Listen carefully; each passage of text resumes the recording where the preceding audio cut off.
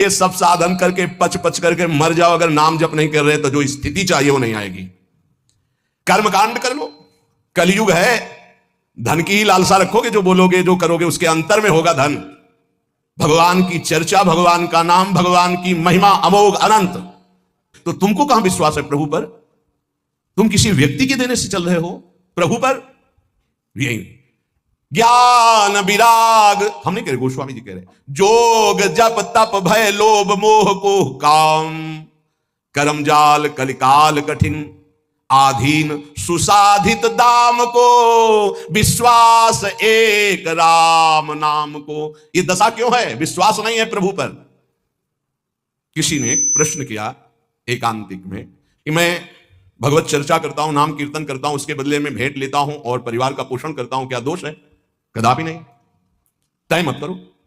आप नाम कीर्तन भगवत चर्चा करते हो, अगर उसमें चढ़ गया उससे परिवार का पोषण करो। लेकिन अगर जबान से हमने 1 घंटा कीर्तन किया और कह दिया कि हमें 100 रुपया दे दो, तो हमने 1 घंटा कीर्तन की कीमत 100 रुपये में बेच दी।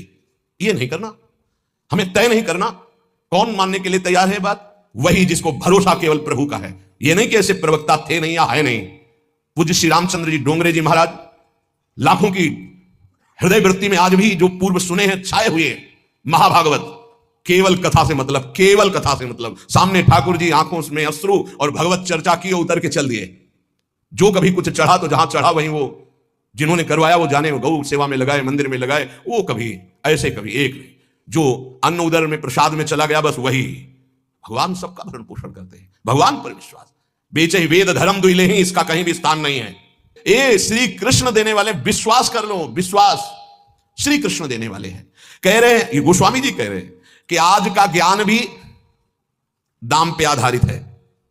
ज्ञान भी थोड़ा बुरा लगेगा, कड़ुआ लगेगा, महापुरुषों के वचन है, पर बुरा और कड़ुआ अगर हम छुपाते चले जाएंगे तो सत्य को कौन समझेगा? ये सत्संग है। जो दामों से बिकता है वो अध्यात्म नहीं होता। अध्यात्म कभी दामों से नहीं बिका है। ऋषियों के समीप दूर्वांकुर या पुष्प लेके गए और प्राण समर्पित किए, तब वेद उनको मिले। ये समर्पण का है।